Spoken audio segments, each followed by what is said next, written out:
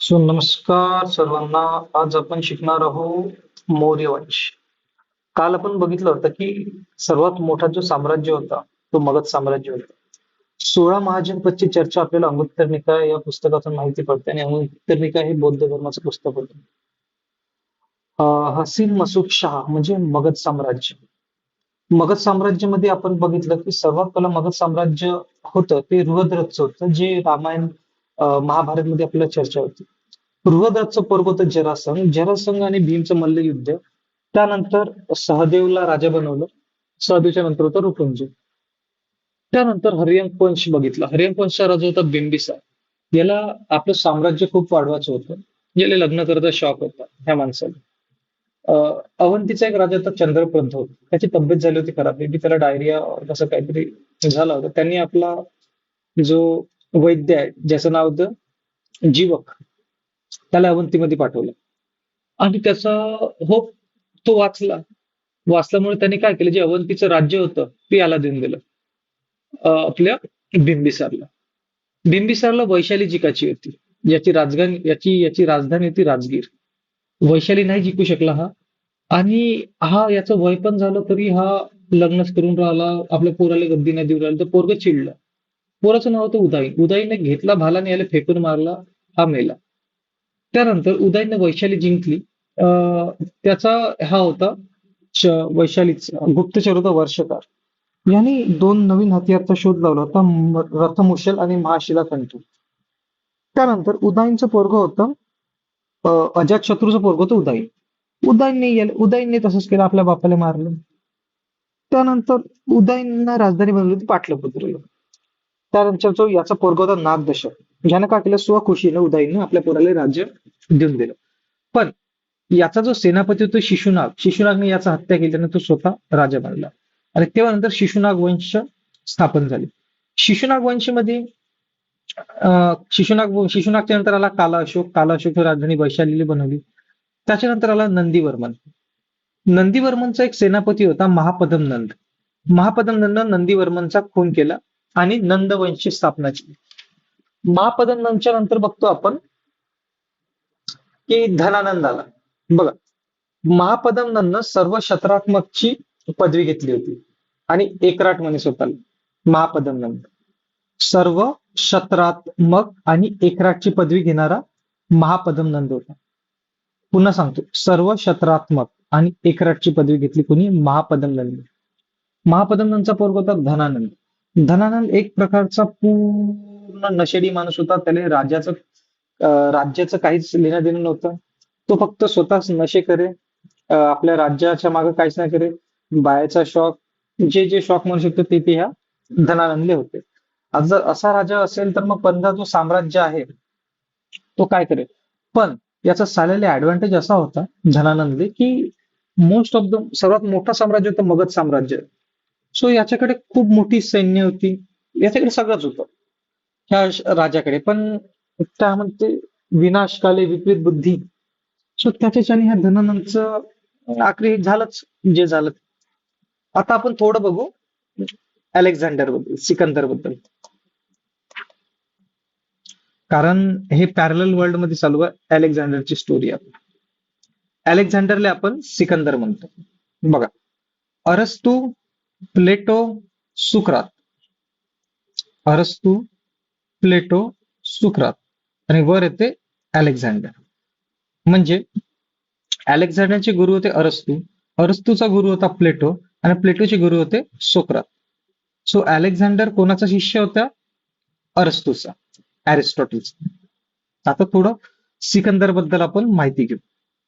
सिकंदर होता हा युनानचा. युनान कुठे येते? मेसोडोनिया.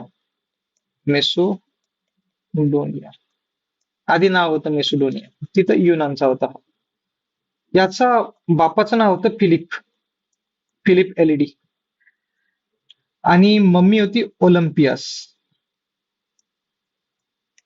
ओलंपियास असं म्हणलं जाई की ओलंपियासला जादू टोना येत होता तेव्हाच्या काळामध्ये. होऊ शकते, येऊ पण शकते, कारण खूप काही अशा गोष्टी आहे. थोडं आता मी ओपनली बोलेल, आणि ओपनली बोलेल तर तुम्हाला काय होईल, समजेल, तुमचं लिंक लागेल.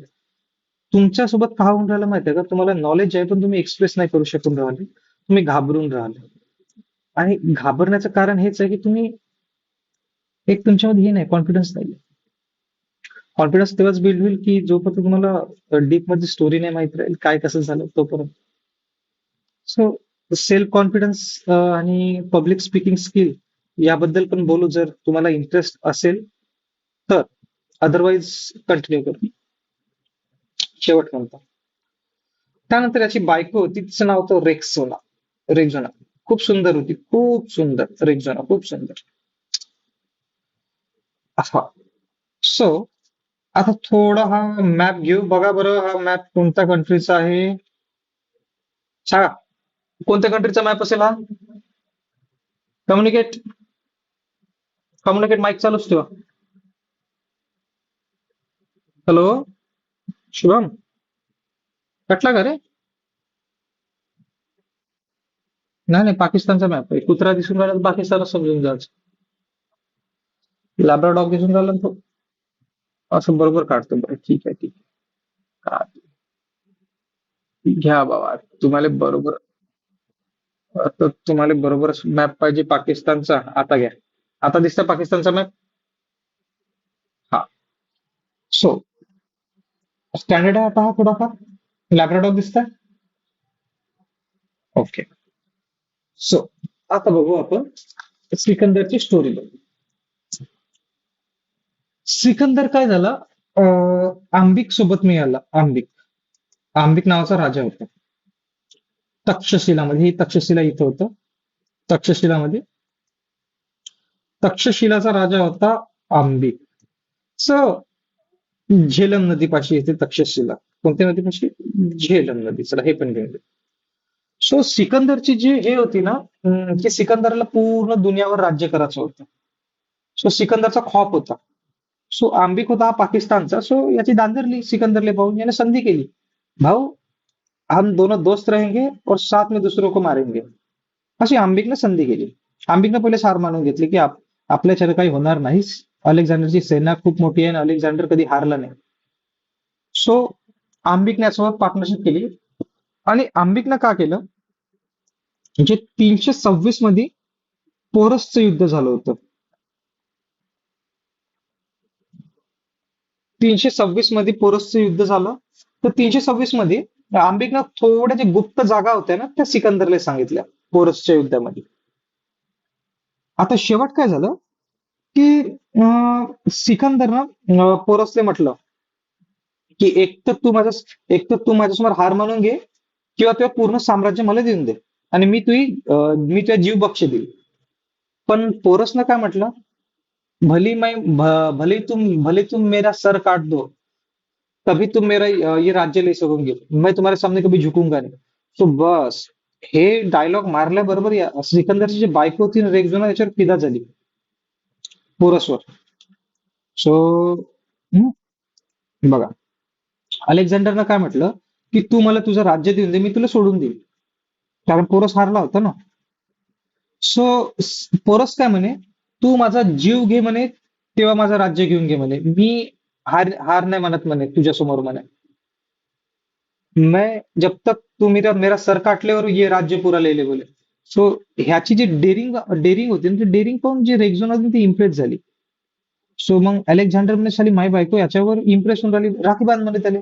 सो रेक्झोनानं पोरस सोबत राखी बांधली आणि यांची रिलेशनशिप झाले भावाचे. आता मला सांग, भावाचं जर रिलेशनशिप झालं असेल तर मग ते ऑटोमॅटिकली ते राज्य याच झालं अलेक्झांडरचं. सो अशी त्यांची स्टोरी चालू होती. ह्या पोरसच्या युद्धाला हडप्पस हडप्पस कसं काहीतरी नाव आहे. हडप्पस वॉर असं काहीतरी म्हणतात इंग्लिशमध्ये, थोडं मला आठवत नाही. हडप्पस वॉर असं जर शब्द आला तर 326 मध्ये पोरसचं युद्ध झालं कोणासोबत? अलेक्झांडर सोबत. त्यानंतर याचा सेनापती होता सेल्युलस निकेटस. सेल्युलस अलेक्झांडरचा निकेटस. सेल्युलस निकेटस अलेक्झांडरचा सेनापती. खूप पॉवरफुल सेनापती होता, खूप पॉवरफुल. याले लोक याचं नाव ऐकूनच थरथर कापत होते. सेल्युलोस निकेटसचं. मग काय झालं, 323 मध्ये याचा मृत्यू झाला इराकमध्ये, जे बेबीलॉन आहे ना तिथे, इराणमध्ये. इराणचे जे बेबीलॉन म्हटलं होतं तिथे याचा नाही का मृत्यू झाला. आणि मृत्यू कशामुळे झाला, याचा पोटात दुखत होतं, पोट दुखल्याच्याने याचा मृत्यू झाला तिथंच, पेट दर्दमुळं. तेव्हा दवाई नव्हती ना जास्त, असं पोट दुखल्याच्याने याचा मृत्यू झाला. तर सिंपल विचार करा, पोट दुखल्याच्यानं याचा मृत्यू झाला सिकंदरचा. असं पण म्हणलं जातं की चाणक्यनं काही ना काही याच्या खाण्यामध्ये मिळून, सिकंदर, हा, 323 मध्ये इराणमध्ये, इराणच्या बेबीलॉन मध्ये. सो असं पण म्हणलं जातं की चाणक्यानेच कोणती ना कोणती दवाई मिक्स केली याच्या खाण्यामध्ये आणि हा हळूहळू मेला. म्हणलं जाते, फक्त माहित नाही आपल्याला असं काय. सिकंदर. आणि याचा घोडा होता बुकेफरॉन. सो आपला मालक मेला, तर यानं पण स्वतःचा जीव त्याग केला, देह त्याग केला बुकेफरॉननं. सो आता पण बेबीलॉन मध्ये याचा जे घोडा आहे ना त्याची मूर्त बांधून आहे, सिकंदरची. बघा, आता अलेक्झांडरचं काय होतं की अलेक्झांडरला मगध साम्राज्य कब्जा करायचा होता. मगध साम्राज्याचा तेव्हा राजा होता धनानंद. आणि तेव्हा यांच्याकडे हत्ती हत्ती खूप होते. ज्याच्याकडे सर्वात जास्त हत्ती तो तेवढा समोर किंवा मोठा राजा मानला जात होता. अ, धनानंदकडे हत्ती खूप होते. सो चाणक्याला एक गोष्ट समजली की जर सिकंदर मगध साम्राज्यामध्ये आला, तर याला हरवणं बहुत मुश्किल आहे, कारण की हा कधी हारलाच नाही आणि याची सैन्य पण खूप मोठी पॉवरफुल आहे.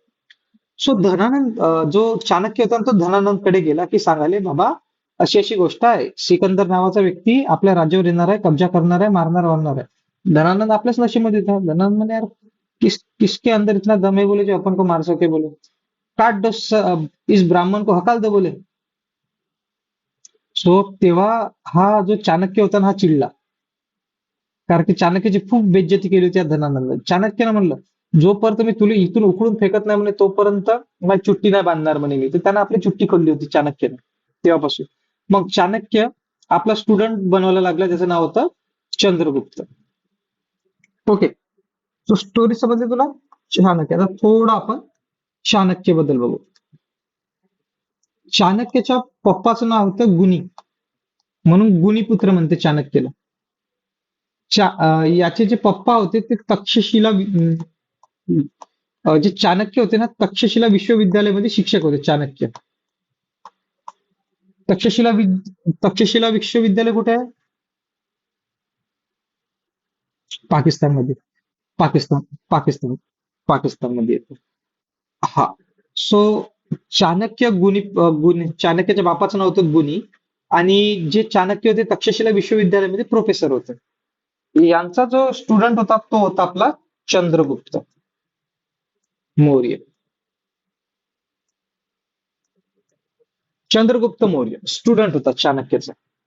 आता हे तर सांगितलं, चाणक्य कुठे गेले होते? धनानंद मध्ये, धनानंद पाशी. कशाला? समाचार द्यायला. कोणता समाचार? की सिकंदर येणार आहे. पण चाणक्याचा काय केला? अपमान केला. आणि अपमान केला, त्याने काय केली?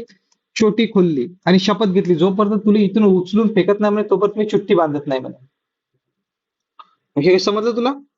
आता बघा, आता काय झालं की सिकंदर होता की भारतामध्ये प्लॅनिंग करत होता याचं, सिकंदर. आणि चाणक्यला एवढं माहित होतं की एकदा जर सिकंदरने हे राज्य केलं तर सिकंदरला हरवणं कठीण आहे. धनानंदला आपण मारू शकतो पण सिकंदरला नाही मारू शकत. सो याने काय केलं की अंधविश्वास फैलवणं चालू केलं. ही ही नदी आहे जिचं नाव आहे व्यास नदी.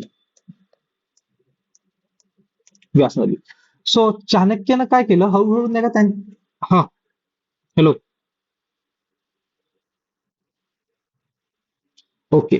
चाणक्यानं काय केलं की व्यास नदी जर पार केली तरच तो भारतात एंट्री मारणार होता मगध साम्राज्याकडे.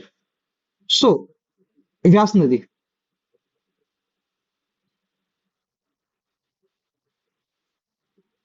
नाही रे, व्यास नदी आहे ना आता पण. व्यास नदी आहे. हा, व्यास नदी आहे. आधी तिचं नाव विपासा होतं. ऐक ना, ऐक ना, ऐक ना. व्यास नदीचं आधीच नाव होतं विपासा. आता तिचं नाव व्यास नदीचं आहे. ती भारतात आहे, व्यास नदी आहे भारतात. भारतातूनच जाते व्यास नदी. तुला मॅप मध्ये आपण जेव्हा सांगू ना जॉग्राफी मध्ये, हे नाही काय बघ, झेलम, चीन. हा, हे सगळे माहिती आहे का, सिंधू नदीला मॅच होते हे वाले सगळे. झेलम, व्यास, चिनाब, सतलज, रावी, हे जे सगळे आहे ना, सिंधू नदीला मॅच होते. आणि झेलम, चिनाब, व्यास हे चिनाब, व्यास आणि रावी ह्या ज्या नद्या ह्या सतलज नदीला मॅच होते पाकिस्तानमध्ये. मग सो हा हा पॉइंट ऑफ व्ह्यू सोडून दे की कोणत्या नदी कुठाला मॅच होते, ते आपण जेव्हा मॅथचा क्लास बघू त्यानंतर तिथे आरामात बघू. सध्या डोक्याला ताण नाही द्यायचं, सध्या जेवढं चालू आहे त्याच्याकडे लक्ष दे. सो चाणक्यनं का केलं की आता जर सिकंदर व्यास नदी जर पार केली तर तो मगध साम्राज्यामध्ये एंट्री मारून जाईल, आणि मगध साम्राज्यामध्ये एंट्री मारली तर याला हारणं कठीण राहील. सो चाणक्यनं काय केलं, सिकंदर आपलं जे चंद्रगुप्त मौर्य होतं याला सैन्यामध्ये भरती केलं. कोणाच्या? अलेक्झांडरच्या. आणि अंधविश्वास फैलावला की व्यास नदीला जो पार करून त्याचा मृत्यूच होणार आहे. सो व्यास नदीला पार करणं कठीणच आहे. ओके. सो याने काय केलं, मग हळूहळू हळूहळू त्यांच्या जेवणामध्ये नाही का असं मिस्टेक करणं चालू केलं. आणि म्हणे जे व्यक्ती व्यास नदीच्या बारेमध्ये विचार करताय म्हणे ते त्यांच्यासोबत असंच झालं म्हणे, असंच होणार आहे म्हणे. सो सगळ्यांमध्ये भीती आली. मग शेवटी काय झालं, सिकंदर मध्ये भीती आली की व्यास नदी पार नाही करायची, आणि तो भारतात आलाच नाही सिकंदर, आणि पळाला, वापस चालला गेला. सिकंदर पळाला. सिकंदरची बंदी सेना पळाली, व्यास नदी पार नाही करू शकली. सो आता चाणक्यचं तर एक अचिव्हमेंट पूर्ण झालं की याने सिकंदरले पळवलं. आता याचं जे मेन उद्देश होतं ते धनानंदले कसं मारायचं. सो यांनी काय केलं, चाणक्यने धनानंदवर अटॅक केला, बंदा. आणि यांच्याकडे होती सैन्य कमी आणि यांची प्लॅनिंग नव्हती. सो धनानंद एवढं मारलं गेले, एवढं मारलं, वापस चालले गेले. या जीव वाचून राहिले आपले. मग एक घर होतं, झोपडीमध्ये काय म्हणते लोक जेवण करत होते, आणि हे थोडे साईडला बसून पाहून राहिले आता त्या जेवणाचे, चाणक्य आणि चंद्रगुप्त. एक पोरग खिचडी खाऊन राहिलं. डायरेक्ट त्यानं काय केलं, मधात हात टाकला. खिचडीच्या मधात हात टाकला, आणि त्याचा हात जळला. तर मम्मीने त्याला एक कनपटात मारली, म्हणे बाबू तू चंद्रगुप्त मौर्यासारखा पाचिवते आहे का बे, म्हणे मधात डायरेक्ट अटॅक करून राहिला म्हणे. साईडनं अटॅक करायचा म्हणे, साईडनं खा म्हणे खिचडी थंडी करून. मग चाणक्याच्या डोक्यामध्ये लाईट लागायला की आपण चुकीचं केलं. आपण जे धनानंद डायरेक्टली अटॅक केला, ते आपण साईडने अटॅक करायला पाहिजे, हळूहळू कॉर्नर. तेव्हाच आपण काम याला हारू शकतो धनानंदले. सो हळू एक गोष्ट शिकली, पहिल्या वॉरमध्ये चांगलं मारलं. मग दुसऱ्या वॉरमध्ये काय झालं की धनानंदची एक पोरगी होती. धनानंदची पोरीचं नाव होतं दूरधरा. सो धनानंदनं दूरधराची मदत घेतली, आणि बरोबर, सॉरी, चंद्रगुप्त मौर्याने दूरधराची मदत घेतली, बरोबर सिक्रेट रस्त्याने गेले आणि ह्या धनानंदले छाट डाला धनानंद को. मग ह्या धनानंदचा मृत्यू झाला, आणि नवीन शासक आला आपला चंद्रगुप्त मौर्य. सो आता आपण चालू करू चंद्रगुप्त मौर्याचं शासनकाल, की चंद्रगुप्त मौर्याने काय केलं. होप तुला स्टोरी समजली असेल, सगळं क्लिअर झालं असेल, काही डाऊट नसेल. आता बघू आपण मौर्य वंश. मौर्य वंशचा संस्थापक कोण होते? चाणक्य होते. आणि राजा कोण? चंद्रगुप्त मौर्य. चंद्रगुप्त मौर्य. आता बघा, याचा वंश होता निम्न वंशचा होता हा. याची मम्मीचं नाव होतं मोरा. याची बायको कार्नेलिया. कार्नेलिया. आता हे कार्नेलिया माहिती आहे कोणाची पोरगी आहे? सेल्युलस निकेटस. जे अलेक्झांडरचा मृत्यू झाला त्याच्यानंतर जो राजा बनला सेल्युलस निकेटस, त्याची पोरगी होती कार्नेलिया. काय झालं, चंद्रगुप्त मौर्य, कार्नेलिया पोरगी होती सेल्युलस निकेटसची. काय, चंद्रगुप्त मौर्याची बायको झाली. काय झालं, सेल्युलस निकेटस आणि चंद्रगुप्त मौर्याचं युद्ध झालं आणि त्या युद्धामध्ये सेल्युलस निकेटस हारला. आता सेल्युलस निकेटस हारला तर त्याने विचार केला तर जाऊ दे संधी करून टाकू. इंग्रज लोक खूप हुशार राहते. यानं काय केलं, जी त्याची पोरगी होती कार्नेलिया, त्याचं लग्न लावून दिलं चंद्रगुप्त मौर्य सोबत. आता हा जावई झाला. आता जावई झालं तर गिफ्ट देईल. तर याने 4 जागा गिफ्ट दिल्या: एरिया, आराकोसिया, पेरिस्पिमियाय, पेरिस्पिमियाय, एरिया, आराकोसिया, जेड्रोस्पिया, जेड्रोस्पिया,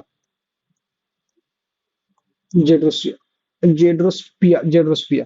सो हे जे 4 जागा होती ना, एरिया, आराकोसिया, पेरिस्पिमिया आणि जेड्रोसिया, हे सेल्युलस निकेटसनं दहेजमध्ये दिली चंद्रगुप्त मौर्याला.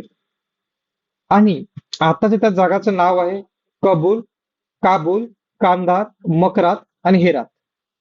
विचार कर, जो पूर्ण अफगाणिस्तान आणि पाकिस्तान आहे तो दहेजमध्ये दिला होता.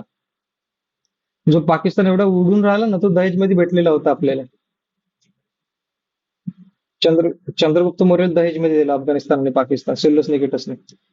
काबूल, कांधार, मकरात, हेरात ते त्याचे नाव होते: एरिया, आराकोसा, जेड्रोस्पिया आणि पेरिस्पिमियाचे. सो आपण बघितलं की चंद्रगुप्तनं धनानंदले कसं मारलं. एरिया म्हणजे काबूल, आराकोसिया म्हणजे कंधार, जेड्रोस्पिमिया म्हणजे मकरात आणि पेरिस्पिमिया म्हणजे हेरात. तेवढं काय, तेवढं ते लक्षात नाही ठेवायचं. हा, कोणाला काय म्हणते ते लक्षात नको ठेवू. फक्त हे 4 नाव लक्षात ठेव: एरिया, आराकोसिया, जेड्रोस्पिया आणि पेरिस्पिमिया. त्याचे आताचे नाव आहे काबूल, कंधार, मकरात, हेरात. सो चंद्रगुप्तनं धनानंदे कसं मारलं, याच्याच पोरीची मदत घेतली जिचं नाव होतं दुर्धरा. दुर्धराची मदत घेतली आणि धनानंदचा गेम वाजवून टाकला उडादबल.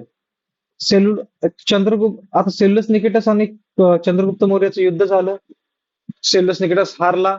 यानं आपली पोरीसोबत लग्न लावून दिलं. तर काय केलं की सेल्युलस निकेटसनं काय केलं की माई पोरगी खरंच याच्यासोबत चांगल्यानं राहत आहे का, चांगल्यानं हा माझ्या पोरीला वागवत आहे का, त्यासाठी एक माणसाला पाठवलं, आपला गुप्तचर. त्याचं नाव होतं मेगास्टनीज. मेगास्टनीज. हा, याचं दुर्धरासोबत पण लग्न केलं. या राजावाल्याचं काय टेन्शन आहे, लग्नच करत राहा. दुर्धरासोबत पण लग्न केलं. सो मेगास्टनीजनं इंडिका लिहिली होती.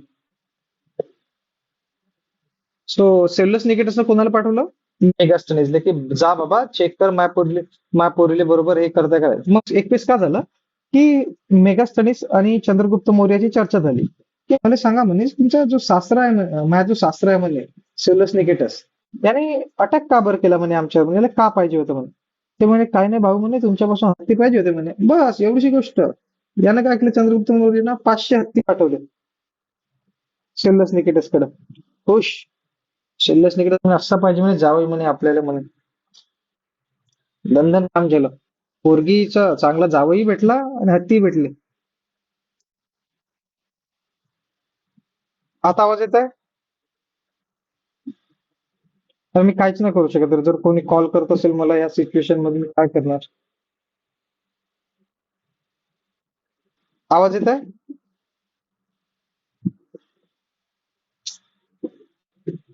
हॅलो.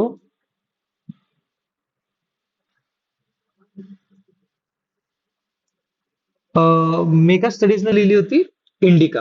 मेगा स्टडीजने कशासाठी पाठवलं होतं की चेक कर बा की माझी पोरगी तिथे चांगल्यानं राहत आहे की नाही राहत. सो त्याच्यानंतर आता बघू आपण थोडे अभिलेख. अभिलेखला इंग्लिश मध्ये काय म्हणते.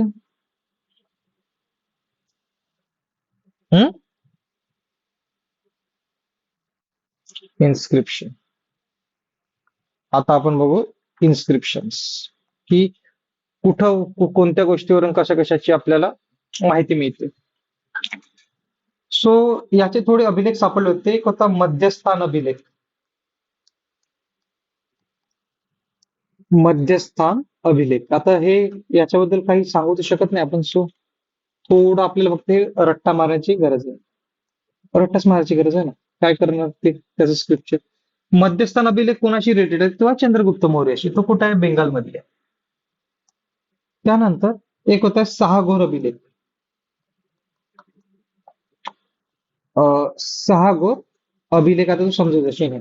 सहा घोर अभिलेख आहे युपी मध्ये. याच्याबद्दल याच्यामध्ये अशी चर्चा माहिती पडते की अकाल आला होता याच्या काळात थोडा, चंद्रगुप्तच्या काळात.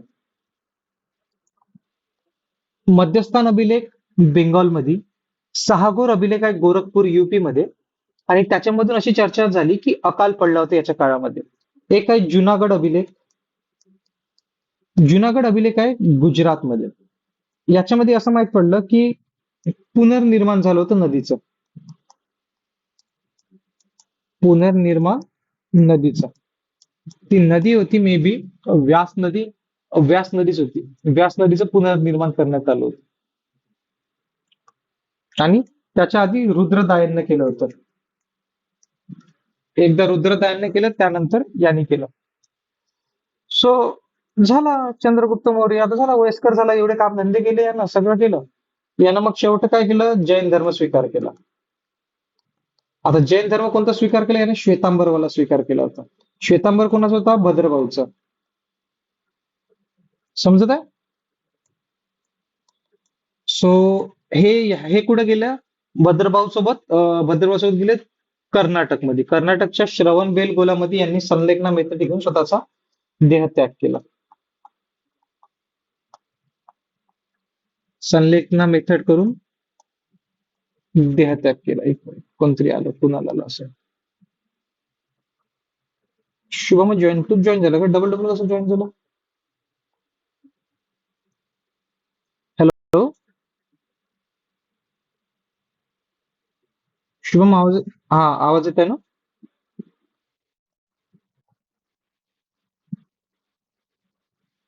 हा, बरं चालतं, जॉईनिंग आहे ना, ठीक आहे. बघा, जैन जैन धर्म शेवटी काय घेतलं यांनी? आता जैन धर्म घेतला चंद्रगुप्त मौर्याने. हम्म. सो संलेखना मेथडने यांनी स्वतःचा देहत्याग केला.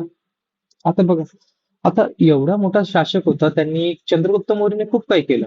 तो झिरो पासून स्टार्ट झाला, जो माणूस झिरो पासून स्टार्ट झाला आणि शेवटपर्यंत तो लढत राहिला.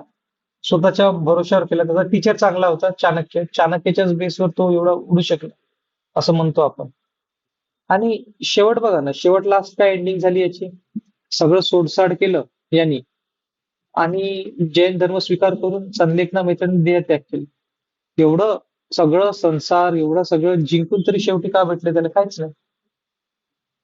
शेवट शेवट तर त्यांना आपण हेच केलं ना, देहत्याग केला. सगळं संसार सोडून दिलं. आता झालं म्हणे. सो प्रत्येक गोष्टीची एक एज लिमिट असते, प्रत्येक गोष्टीची. आणि त्याच एज लिमिट मध्ये आपलं सगळं झालं पाहिजे.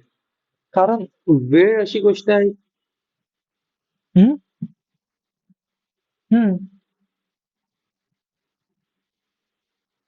धनानंद मारून सगळं म्हणजे त्यांनी त्या चंद्रगुप्त मौर्यापासून शिकण्याची अशी ही गोष्ट माहित पडते की प्रॉपर एज मध्ये त्यांना प्रॉपर गोष्टी अचीव केल्या. आणि एकदाची गोष्टी जर अचीव झाली, माणसाचं वय किती? माणसाचं सध्याच्या कंडिशन वय म्हणजे 60 जो एज आहे ते ठीक आहे. 60च्या एज पर्यंत माणूस खूप तंदुरुस्त असते. त्यानंतर माणसाचं सगळं चाललं जातं. जो आपला गोल्डन एज आहे, जो आताचा एज आहे, त्या एज मध्ये त्या एज मध्ये तुम्ही अभ्यास करा, बरोबर तुमचा सिलेबस कम्प्लीट करा, आणि त्यानंतर सगळं फॉलो करा. कारण युपीएससी जस्ट नॉर्मल एक्झाम. आणि आपल्या डोक्यामध्ये एक बॅरियर टाकलाय की युपीएससी खूप मोठी एक्झाम आहे, खूप मोठा युपीएससी शिवाय काहीच नाही. यार नाही, यार, UPSC is just part of life.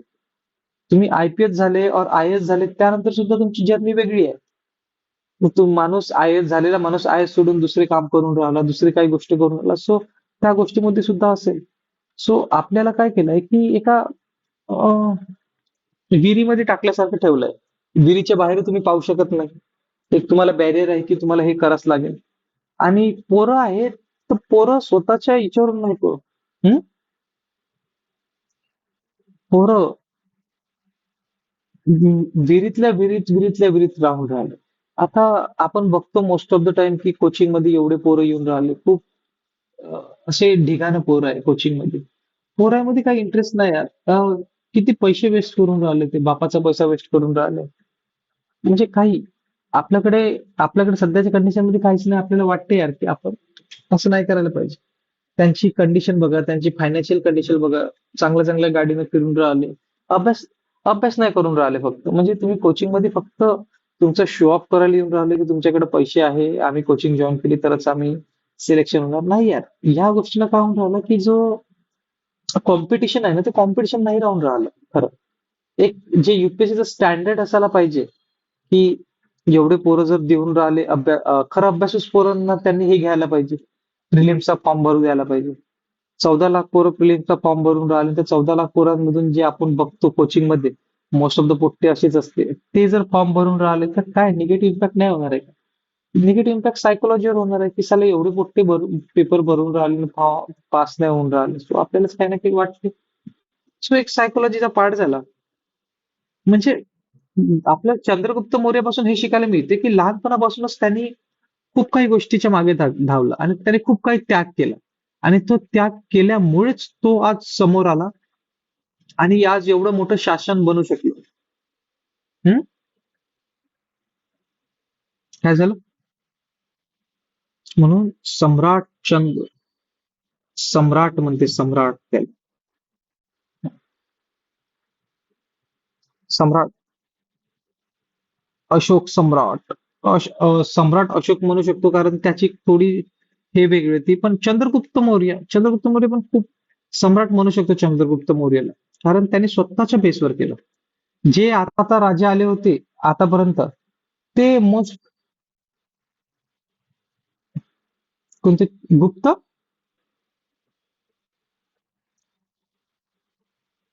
काय म्हणायचंय तुला? गुप्त काळ म्हणते का तू? हॅलो? गुप्त काळ म्हणताय का मला तू? जाऊ ना समोर, आपल्याला काय आहे? आपण तेच जाणार आहोत. सो आपण बघितलं तर चंद्रगुप्त मौर्य तर बघितलं आपण. हम्म. हा, चंद्रगुप्त पासूनच चालू आहे. हम्म. चंद्रगुप्त मौर्याच्या नंतरला बिंदुसार त्याचा पोरगा. बघू आता ते. आता थोडं आपण बुक्स बद्दल माहिती करून घेऊ. ते याच्या काळात कोणते बुक्स होते फेमस? एक होता जस्टिन. जस्टिन जस्टिननं काय सेंड्रो पोटस बुक लिहिलं होतं. ह्या सेंड्रो पोटस बुक मध्ये काय लिहिलं यांनी की चंद्रगुप्त आणि चाणक्य बद्दल सांगितलं होतं जस्टिननं. आणि की चंद्रगुप्त चाणक्य राजा होता म्हणे आणि चंद्रगुप्त हे होता, शिक्षक होता. मग विलियम जोन्स आला. विलियम जोन्सनं करेक्ट केलं की चंद्रगुप्त राजा होता, चाणक्य हे होता. सो हा तेवढं इम्पॉर्टंट नाहीये. मेगास्थनीजने इंडिका लिहिली. चाणक्यनं अर्थशास्त्र लिहिली. आणि द प्रिन्स लिहिली मॅकेवलीनं. द प्रिन्स मॅकेवली, की राजा कसा असायला पाहिजे, राजाने काय केलं पाहिजे. लिबर्टीचा कॉन्सेप्ट झाला. तो जो कॉन्सेप्ट आहे तो मॅकेवलीने द प्रिन्स मध्ये लिहिला. की मॅकियावेलीचा कॉन्सेप्ट असा होता की प्रिन्सला सगळी पॉवर द्या. आणि एक पुस्तक होती विशाखा दत्त, जे मुद्रा राक्षस, विशाखा दत्तनं मुद्रा राक्षस पुस्तक लिहिली होती. सो मी तुला मला फक्त काय म्हणते रिमाइंड करून द्या की मी बुक्स नाही पाठवले. मी बुक्सचा नाही का फोटो पाठवले, माझ्या लक्षात नाही राहत आहे. सो चाणक्य बद्दल चाणक्याच्या थोडं अर्थशास्त्र पुस्तक बद्दल बोलू आपण. चाणक्याचे अर्थशास्त्र पुस्तक होते. चाणक्याचे अर्थशास्त्रामध्ये काय लिहिलेलं आहे, जर हे तुला डिटेलमध्ये बघायचं असेल तर माझा युट्यूबवर व्हिडिओ आहे की अर्थशास्त्रामध्ये काय लिहिलं आहे, जे इथिक्सच्या रिलेटेड आहे आणि याच्या पण रिलेटेड येऊ शकते. सो ते जर बघितलं तर खूप बेस्ट होईल. चाणक्याने राजनीतीवर पुस्तक लिहिली होती, जिचं नाव होतं अर्थशास्त्र. याच्यामध्ये 15 अधिकरण होते, म्हणजे चॅप्टर, आणि 7 सिद्धांत होते. सात सिद्धांत म्हणजे राजानं कसं वागावं, राजाने काय करावं, से 15 अधिकरण म्हणजे 15 चॅप्टर होते आणि 15 चॅप्टर मध्ये 7 सिद्धांत होते. सो फर्स्ट काय म्हणतंय की राजा आहे ना तो योग्य असायला हवा. म्हणजे योग्य माणसाच्या हाती सत्ता द्यायला पाहिजे. योग्य माणसाच्या हाती सत्ता देईल तरच देश चांगला राहील. त्यानंतर काय म्हणते, अमात्य पाहिजे म्हणते. अमात्य म्हणजे मित्र राष्ट्र, म्हणजे मित्र चांगले पाहिजे. अमात्य म्हणजे मित्र चांगले, राजा योग्य पाहिजे आणि मित्र चांगले पाहिजे. आणि जर पडोसवाला जर आपला जो साईडचा व्यक्ती राहते तो ऑलवेज आपला शत्रू असते म्हणते. सो त्याच्यासोबत ऑलवेज मैत्री बनवून ठेवायची म्हणते पडोसवाल्या व्यक्तीसोबत. जर पडोसवाल्या व्यक्तीने मैत्री बनवून ठेवायची आणि आपली गरज बनवून ठेवायची. जर आपली एकदाची गरज संपली तर तो आपल्यावर कधी पण हल्ला करू शकते. सो ऑलवेज गरज बनवून ठेवायची. जसं बांगलादेश झालं, मालदीव तर आता अलगच नशे करून राहिला. श्रीलंका झालं, नेपाळ झालं, नेपाळ अलगच नशे करून राहिले. कारण चायनाचा सपोर्ट आला ना. चायनाचा सपोर्ट जर येऊन राहिला, आपली जी डिपेंडन्सी आहे ती जर कमी होत असेल, सो ऑटोमॅटिकली हे लोक उठणार आहे. कोणत्याही कोणत्याही गोष्टीमध्ये, कुठलंही असो, कोणती पण गोष्ट त्याच्यामध्ये डिपेंडन्सी असायलाच पाहिजे. बघा, एकदा जर तुमची डिपेंडन्सी संपली, सो तो माणूस तुमची व्हॅल्यू नाही करणार.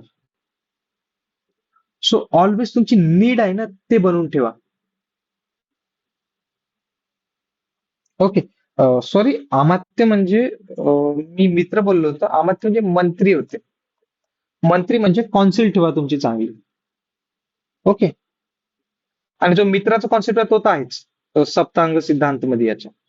सो राजा योग्य असायला पाहिजे, अमात्य असायला पाहिजे, यांचे चांगले मित्र असायला पाहिजे. थर्ड म्हणते आपलं क्षेत्र निश्चित असायला पाहिजे. आणि जर साईड समोरचा जर माणूस संधी करायला तयार असेल तर संधी करा, नाही तर त्याला उडवून टाका. त्याचा कब्जा करा. त्याचं जे हे असेल ना त्याचं राज्य कब्जा करा. एक तर संधी किंवा कब्जा, संधी किंवा कब्जा. फोर्थ म्हणते की कंपाऊंडिंग पाहिजे म्हणते, दुर्ग पाहिजे म्हणते. आपला जो एरिया आहे ना त्याला कंपाऊंडिंग ठेवा म्हणते ऑलवेज. नाहीतर काय होईल, कोणी मोठा सैन्य घेऊन आला तर डायरेक्ट हल्ला करेल. त्याच्यापेक्षा कंपाऊंडिंग ऑलवेज ठेवा म्हणजे सेफ राहाल. त्यानंतर मित्र मित्र ठेवा, शत्रू नका ठेवू. जर तुमचे जवळचे जर लोक शत्रू असेल तुमच्या, तर कधी पण तुमच्यावर घात करणार आहे. सो ऑलवेज मित्र ठेवा. सहावं म्हणते धन ठेवा, धन खूप धन ठेवा. आणि सातवं म्हणते दंड. जर साम दाम दंड भेदची नीती आहे, मित्रता ठेवा, धन धन द्या किंवा दंड द्या. जर तो माणूस ऐकत नसेल, कोई पत्थर से ना मारे मेरे दीवाने को बम का जमाने उडा दो साले.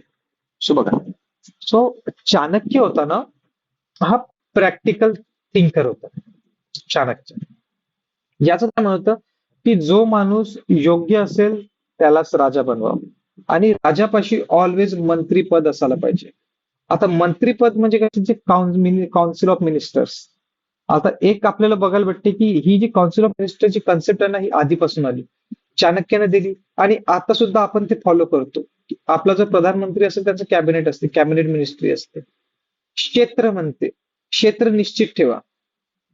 क्षेत्र निश्चित ठेवलं त्याला कंपाऊंडिंग करा. कंपाऊंडिंग म्हणजे आता आपली आर्मी झाली, आपली आर्मी आता कंपाऊंडिंगचं काम करून राहिली. आणि जे पडोसी राज्य आहे त्यांनी मित्र ठेवा, ऑलवेज मित्र ठेवा.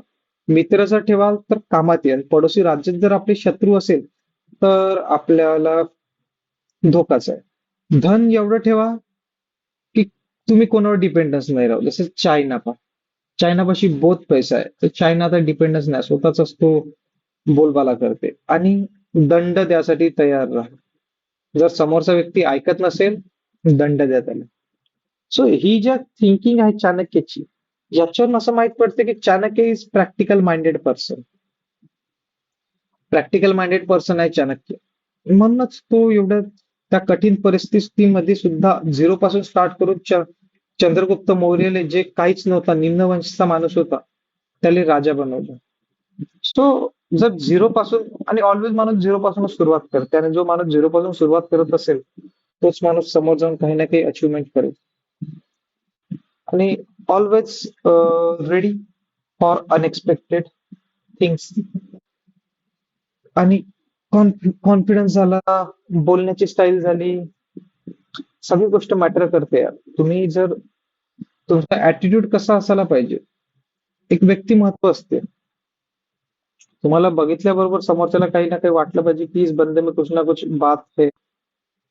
ते जर असेल तर समजायचं की तुम्ही प्रॉपर ट्रॅकवर चालले. आणि जर समोरच्याला काहीच फील नसेल होत, हा चिल्लर माणूस आहे, मग समजून द्याच की कुछ ना कुछ तर आपण चुकत नाही. कारण कॉम्पिटिशन एवढी आहे, या कॉम्पिटिशन मध्ये आपल्याला वेगळं तर राहाच लागणार आहे. If you are not different from everyone, then you are just like a common people. आणि कॉमन पीपल नाही सिलेक्ट होत युपीएससी मध्ये. ज्यांनी काही ना काही त्याग केला असेल, काही ना काही डिफरंट केलं असेल, तेच युपीएससी मध्ये सिलेक्ट झालेले आहे. शिवम, आवाज येत आहे? हॅलो. हा. सो हा झाला आपला चंद्रगुप्त मौर्य. चंद्रगुप्त मौर्याच्या नंतर येते बिंदुसार.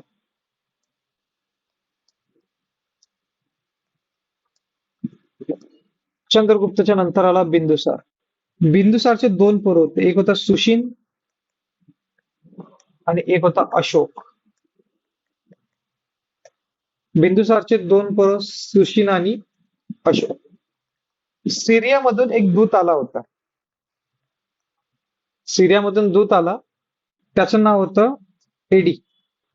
दोन दूत आले, अँड्रिकस आणि डायमेनिकस.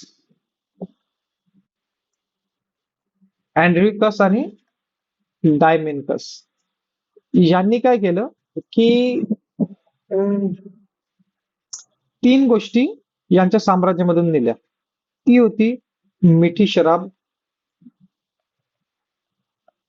अंजीर आणि दार्शनिक. सो बिंदुसारनं काय केलं, यांना मिठी शराब दिली आणि दार्शनिक दिली. मिठी शराब आणि अंजीर दिले, पण दार्शनिक नाही दिले. आपले आपले नॉलेजेबल व्यक्ती थोडी देणार आहे यार. सो सिरियाचा जो राजा होता, त्यांनी दोघा लोकांना पाठवलं होतं, अँड्रिकस आणि डायमिकस.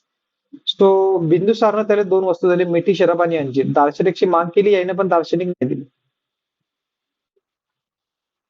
सो आता काय झालं, हा भारत.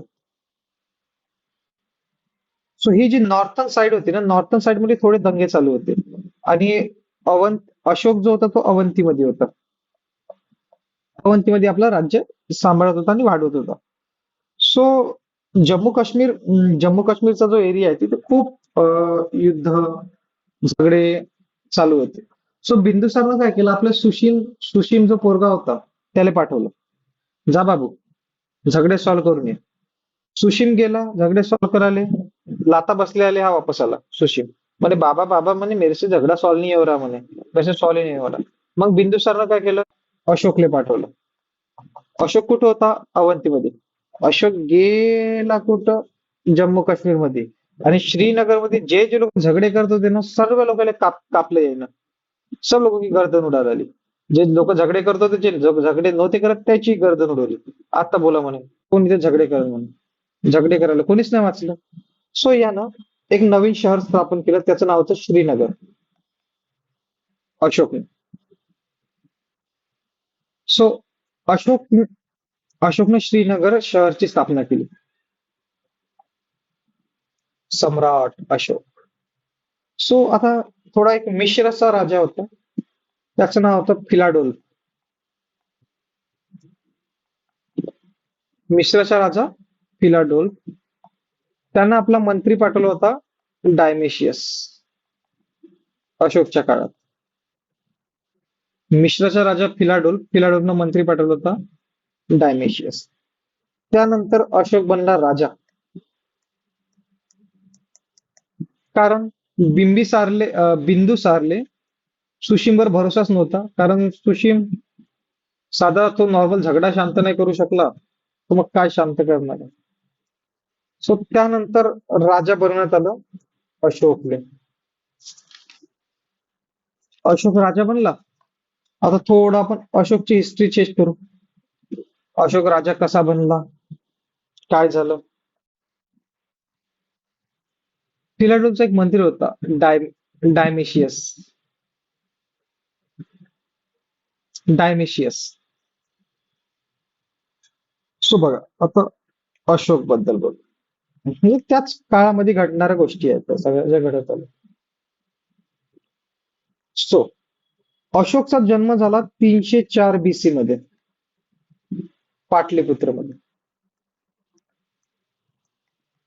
हे नाही विचारत का जन्म कधी झाला, कुठं झाला. आणि याचा मृत्यू झाला.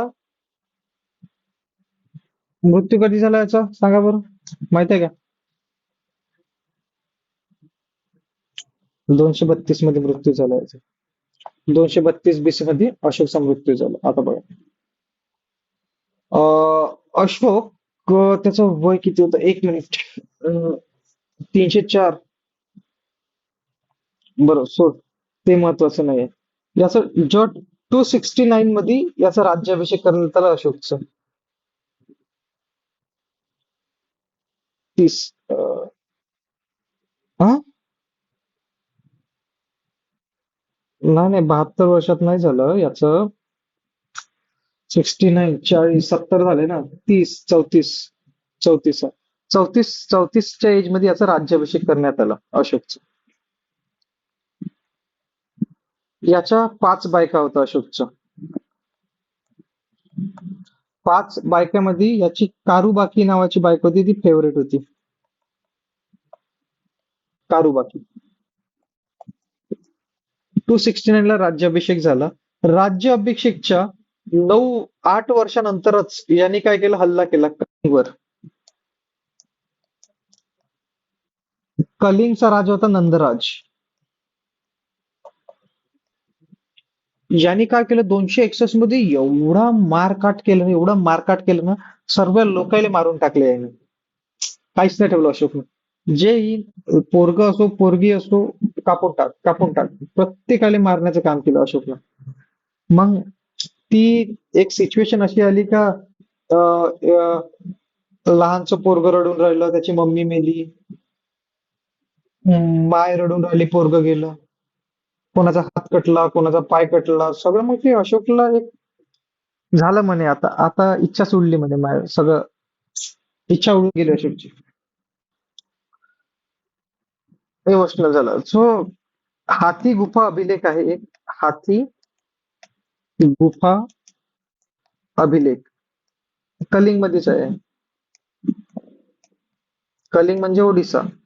सो हाती गुफा अभिलेख आहे, त्याच्यावरून माहित पडते की असं असं याचं युद्ध झालं 261 मध्ये. तो आता एवढ्या माणसाने युद्ध केलं, एवढं माणसानं रक्त पार केलं, तर शस्त्राचा त्याग करून टाकला. आता नाही होत म्हणे माझ्यानं म्हणे झगडा झुगडा, आता सोडून देईन म्हणे मी म्हणे. सो मग आता हा पश्चाताप करायसाठी याचा भतीजा होता निग्रोध. भतीजा कोण? निग्रोध. अशोकच्या भतीजा निग्रोध. त्याच्याकडून यानं बौद्ध धर्माची माहिती घेतली. आणि याचे गुरु होते उपगुप्त. अशोकचे गुरु उपगुप्त यांच्यापासून यांनी बौद्ध धर्म घेतला. याचे जे पोरं होते महेंद्र आणि सुमित्रा, महेंद्र आणि सुमित्राले यांनी श्रीलंकामध्ये पाठवलं आणि श्रिंगली वंशची यांनी स्थापना केली. श्रीलंकामध्ये श्रिंगली वंश दिसते आपल्याला आता. श्रीलंकामध्ये श्रिंगली वंश. सो यांनी बौद्ध धर्माचा प्रचार केला. याचे जे अभिलेख आहे ना अशोकचे, ते 4 भाषेमध्ये अभिलेख होते. ब्राह्मी, खरोष्टी, उस्मायदी आणि ग्रीक. याचे 4 भाषेमध्ये अभिलेख होते अशोकचे. ब्राह्मी, खरोष्टी, उस्मायदी आणि ग्रीक. आणि 232 मध्ये भाऊचा मृत्यू झाला, अशोक भाऊचा. सम्राट याला काऊन म्हणते अशोकनं सगळं साम्राज्य जिंकून? खरोष्टी, उस्मायदी, ग्रीक. खरोष्टी, हा, उस्मायदी आणि ग्रीक. सो यानंतर मग अशोकचा मृत्यू झाला आणि सगळं संपलं अशोकचं. यानंतर याचे ते अभिलेख येते. याचे अभिलेख खूप सारे अभिलेख आहे. 4 मोठे अभिलेख आहे, 7 लघु अभिलेख आणि 14 अभिलेख आहे अजून, जे अशोकचे अभिलेख आहे. अशोकनं काही सिद्धांत दिले होते की असं असं फॉलो करा. काही टॅक्सेशन लावले होते. काही पद होते त्यांच्या, जसं राजा, युवराज, प्रांतपती, विश्वपती, गोप, ग्रामिक, हे असे काहीतरी पदवद होते. अशोकच्या नंतर आला कुणाल. कुणालच्या नंतर आला बृहद्रथ. बृहद्रथ होता अंतिम शासक. अशोकच्या नंतर आला कुणाल. कुणाल आला. कुणालच्या नंतर आला बृहद्रथ. बृहद्रथ अंतिम शासक. पशुमित्र सुंग नावाचा सेनापती होता. पशुमित्र सुंगनं बृहद्रथला निपटून टाकलं आणि सुंग वंशची स्थापना केली. विचार करा, अशोकचा बंद साम्राज्य संपवून टाकलं. मग अशोकनं सगळ्यात सोडसाट केली. हा,